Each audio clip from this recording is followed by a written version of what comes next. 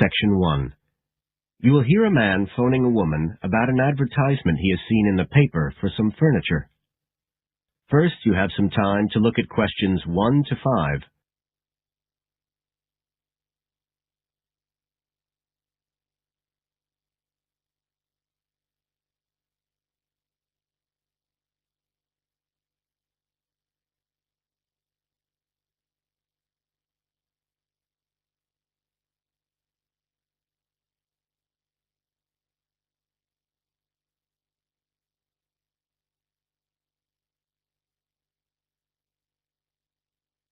You will see that there is an example which has been done for you.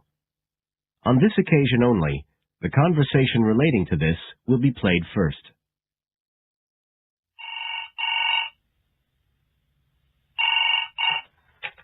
Hello?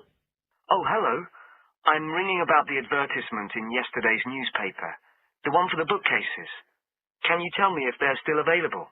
We've sold one, but we still have 2 available. The number of bookcases available is 2. So 2 has been written in the space. Now we shall begin. You should answer the questions as you listen, because you will not hear the recording a second time. Listen carefully and answer questions 1 to 5.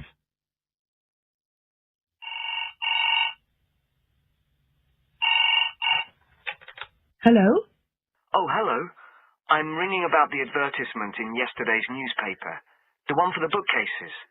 Can you tell me if they're still available? We've sold one, but we still have 2 available. Right. Can you tell me a bit about them? Sure. What do you want to know? Well, I'm looking for something to fit in my study. I'm not too worried about the height, but the width's quite important. Can you tell me how wide each of them is? They're both exactly the same size. Let me see, I've got the details written down somewhere. Yes, so they're both 75 centimetres wide and 180 centimetres high. Okay, fine. That should fit in okay. And I don't want anything that looks too severe. Not made of metal, for example.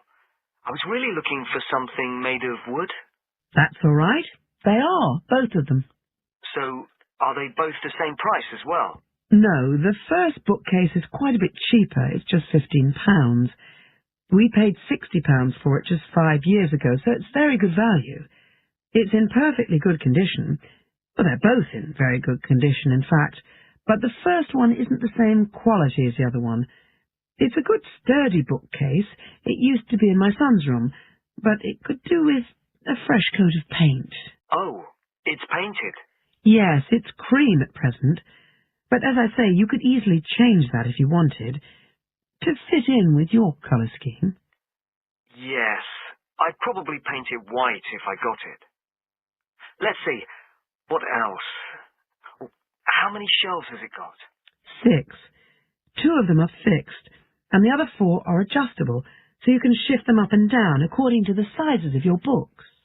Right, fine. Well, that certainly sounds like a possibility. Before you hear the rest of the conversation, you have some time to look at questions 6 to 10.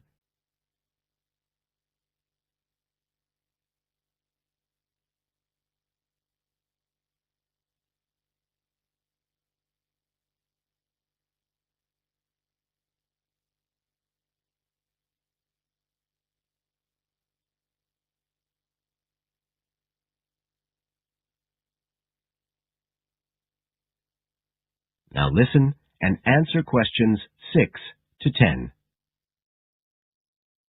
But the second one's a lovely bookcase too. That's not painted, it's just the natural wood colour, dark brown. It was my grandmother's, and I think she bought it sometime in the 1930s, so I'd say it must be getting on for 80 years old. It's very good quality. They don't make them like that nowadays. And you said it's the same dimensions as the first one? Yes, and it's got the 6 shelves. But it also has a cupboard at the bottom that's really useful for keeping odds and ends in. Right. Oh, and I nearly forgot to say, the other thing about it is it's got glass doors, so the books are all kept out of the dust. So it's really good value for the money. I'm really sorry to be selling it, but we just don't have the room for it. So what are you asking for that one? £95. It's quite a bit more, but it's a lovely piece of furniture. A real heirloom. Yes. All the same, it's a lot more than I wanted to pay. I didn't really want to go above 30 or 40. Anyway, the first one sounds fine for what I need. Just as you like. So, is it all right if I come round and have a look this evening? Then, if it's okay, I can take it away with me. Of course. So you'll be coming by car, will you? I've got a friend with a van, so I'll get him to bring me round. If you can just give me the details of where you live. Sure. I'm Mrs. Blake. B-L-A-K-E. That's right. And the address is 41 Oak Rise. That's in Stanton. Okay. So I'll be coming from the town centre. Can you give me an idea of where you are? Yes. You know the road that goes out towards the university? Yes. Well, you take that road, and you go on till you get to a roundabout. Go straight on, then Oak Rise is the first road to the right. Out towards the university, past the roundabout, first left. First right. And we're at the end of the road. Got it. So I'll be round at about 7, if that's all right. Oh, and my name's Connor. Connor Field. Fine. I'll see you then, Connor. Goodbye. Goodbye. That is the end of section 1. You now have half a minute to check your answers.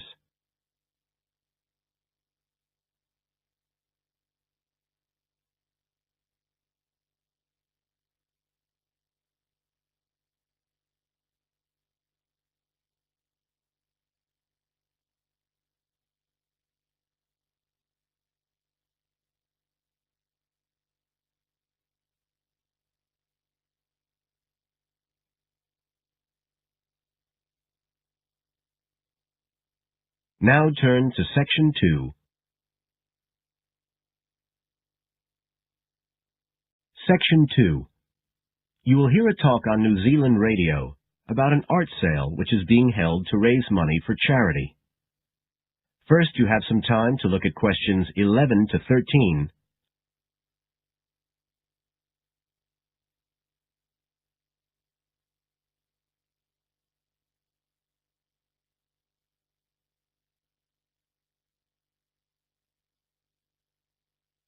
Now listen carefully and answer questions 11 to 13.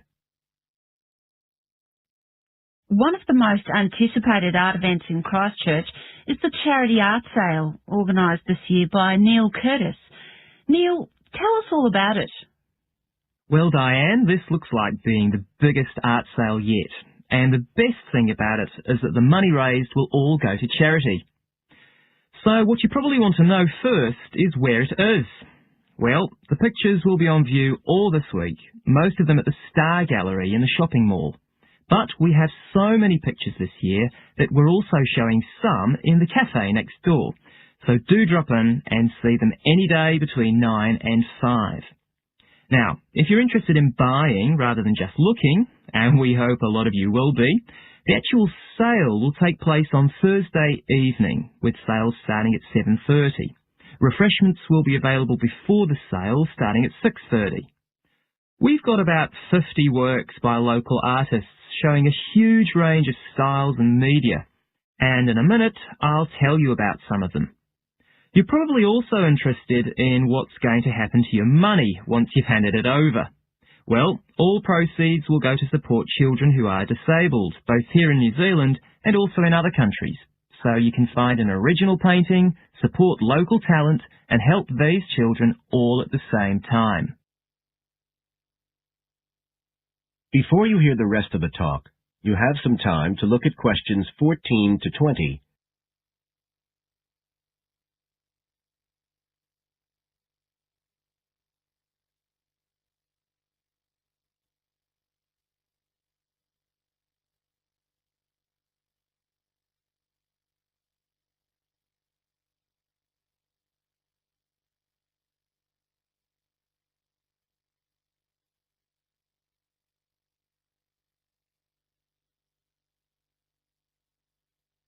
Now listen and answer questions 14 to 20. Now, let me tell you a bit about some of the artists who have kindly agreed to donate their pictures to the charity art sale. One of them is Don Studley, who has a special interest in the art sale because his 5-year-old daughter was born with a serious back problem.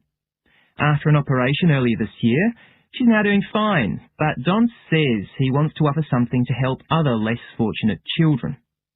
Don is totally self-taught and says he's passionate about painting. His paintings depict some of our New Zealand birds in their natural habitats. One relative newcomer to New Zealand is James Chang, who came here from Taiwan 9 years ago at the age of 56.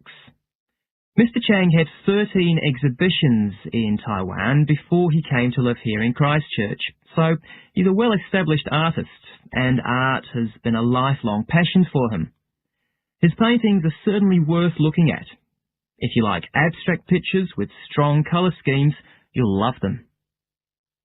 Natalie Stevens was born in New Zealand, but has exhibited in China, Australia and Spain. As well as being an artist, she's a website designer. She believes art should be universal, and her paintings use soft colours and a mixture of media. Most of her pictures are portraits, so watch out, some of them may even be friends of yours. And then we have Christine Shin from Korea. Christine only started to learn English 2 years ago when she arrived in New Zealand, but she's been painting professionally for over 10 years, and she sure knows how to communicate strong messages through the universal language of art. She usually works from photographs and paints delicate watercolours, which combine traditional Asian influences with New Zealand landscapes, giving a very special view of our local scenery. Well, that's all I have time to tell you now, but as well as these 4, there are many other artists whose work will be on sale, so do come along on Thursday. We accept cheques, credit cards or cash. And remember, even if you don't buy a picture, you can always make a donation. That is the end of Section 2. You now have half a minute to check your answers.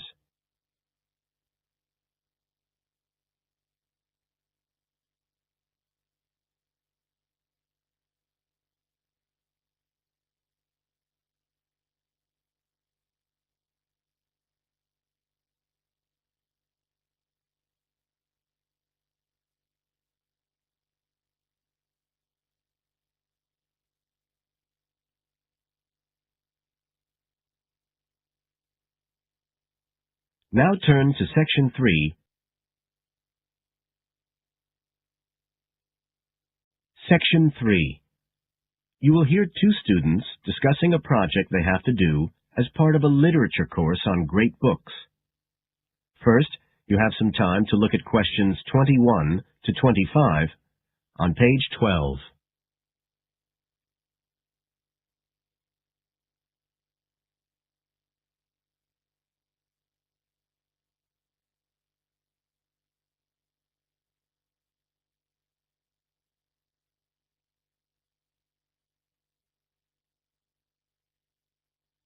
Now listen carefully and answer questions 21 to 25. Hi, Joey. How are you doing? I heard you were sick. Oh, hi, Olivia. Yeah, I had a virus last week, and I missed a whole pile of lectures, like the first one on the great books in literature, where Dr. Castle gave us all the information about the semester project. I can give you copies of the handouts. I've got them right here. But that's okay. I already collected the handouts, but I'm not very clear about all the details. I know we each have to choose an individual author. I think I'm going to do Carlos Castaneda. I'm really interested in South American literature. Have you checked he's on the list that Dr. Castle gave us? We can't just choose anyone. Yeah, I checked. It's okay. Who did you choose? Well, I was thinking of choosing Ernest Hemingway, but then I thought, no, I'll do a British author, not an American one. So I chose Emily Bronte. Okay. And first of all, it says we have to read a biography of our author.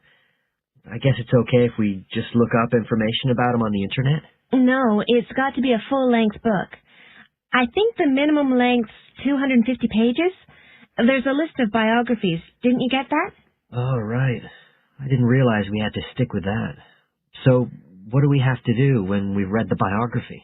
Well, then we have to choose one work by the writer.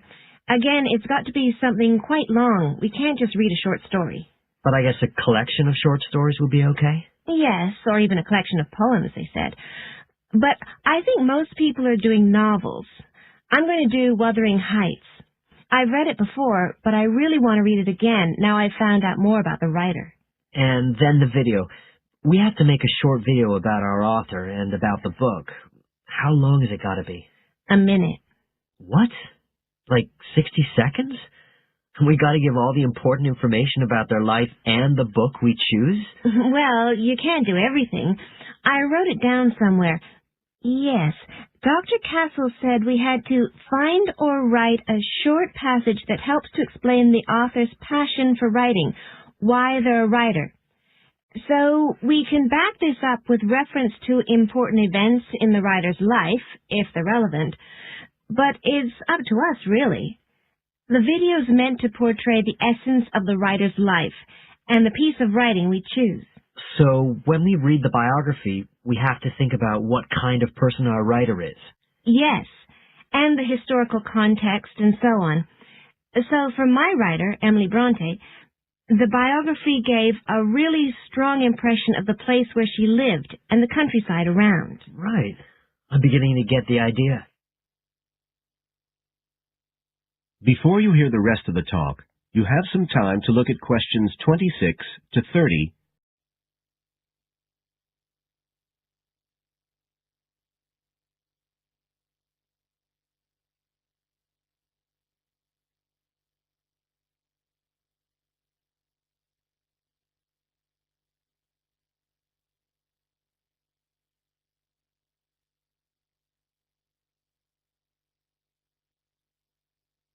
Now listen and answer questions 26 to 30.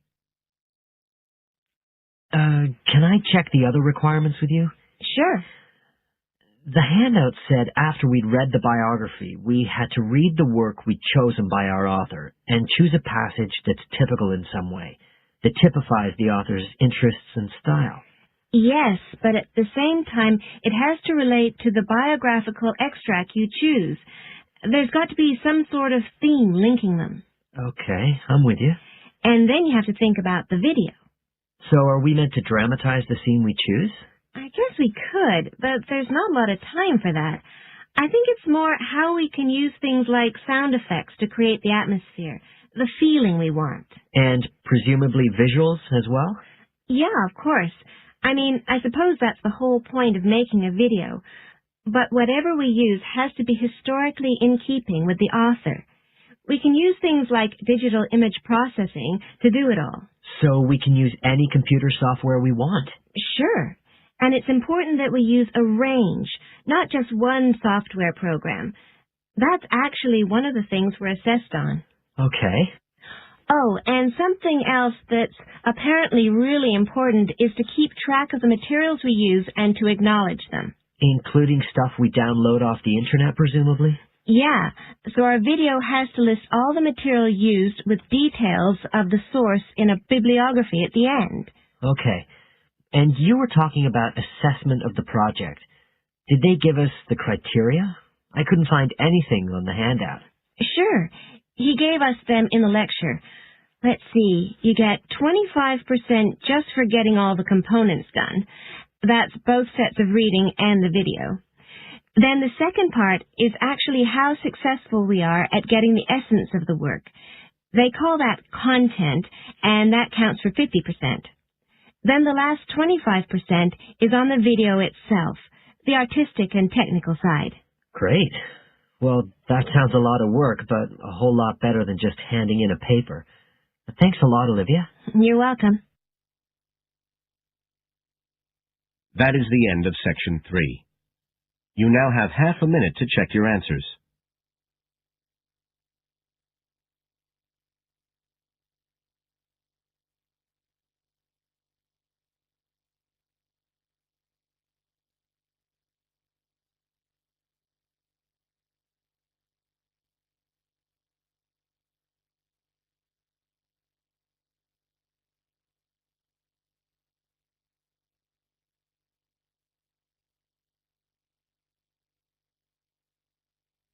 Now turn to Section 4.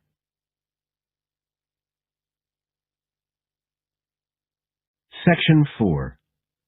You will hear a speaker giving a talk about some recent research about unusual life forms. First, you have some time to look at questions 31 to 40.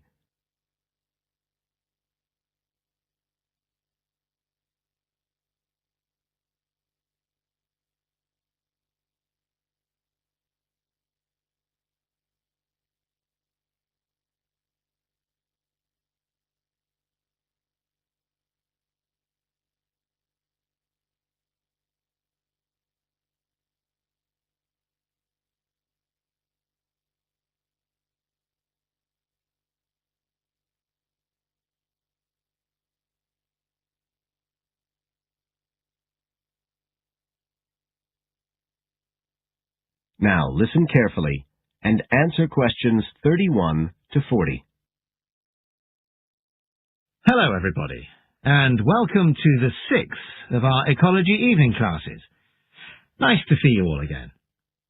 As you know from the programme, today I want to talk to you about some research that is pushing back the frontiers of the whole field of ecology. And this research is being carried out in the remoter regions of our planet, places where the environment is harsh and, until recently, it was thought that the conditions couldn't sustain life of any kind. But life forms are being found, and these have been grouped into what is now known as extremophiles. That is, organisms that can survive in the most extreme environments. And these discoveries may be setting a huge challenge for the scientists of the future, as you'll see in a minute. Now, the particular research I want to tell you about was carried out in Antarctica, one of the coldest and driest places on Earth. But a multinational team of researchers from the US, Canada, and New Zealand recently discovered colonies of microbes in the soil there where no one thought it was possible. Interestingly enough, some of the colonies were identified as a type of fungus called Bouveria bassiana, a fungus that lives on insects. But where are the insects in these utterly empty regions of Antarctica? The researchers concluded that this was clear evidence that these colonies were certainly not new arrivals. They might have been there for centuries, or even millennia, possibly even since the last ice age. Can you imagine their excitement? Now, some types of microbes had previously been found living just a few millimeters under the surface of rocks, porous Antarctic rocks. But this was the first time that living colonies had been found surviving relatively deeply in the soil itself, several centimeters down, in fact.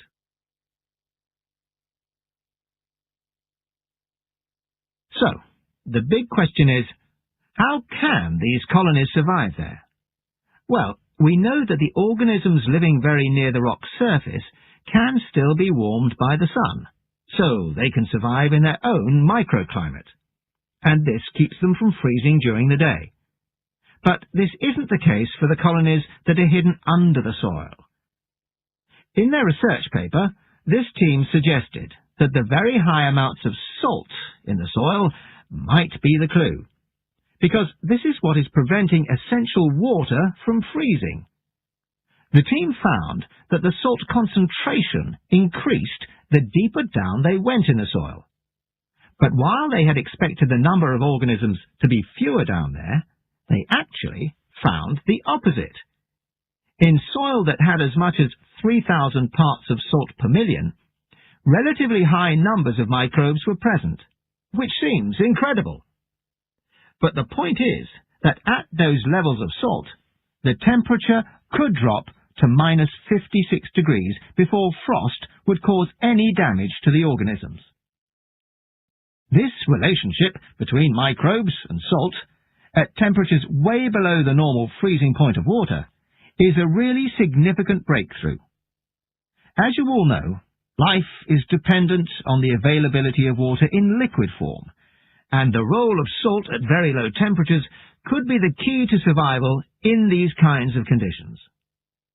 Now, the process at work here is called supercooling, and that's usually written as one word, but it isn't really understood as yet, so there's a lot more for researchers to work on. However, the fact that this process occurs naturally in Antarctica may suggest that it might occur in other places with similar conditions, including on our neighbouring planet, Mars. So, you can start to see the wider implications of this kind of research. In short, it appears to support the growing belief that extraterrestrial life might be able to survive the dry, cold conditions on other planets after all. Not only does this research produce evidence that life is possible there, it's also informing scientists of the locations where it might be found. So all of this might have great significance for future unmanned space missions. One specialist on Mars confirms the importance of the interaction. That is the end of Section 4. You now have half a minute to check your answers.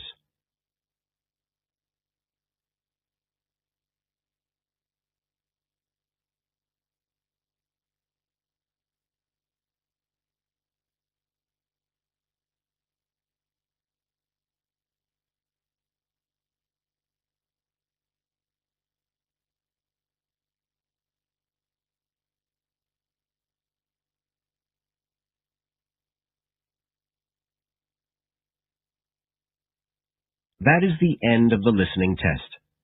You now have 10 minutes to transfer your answers to the separate answer sheet.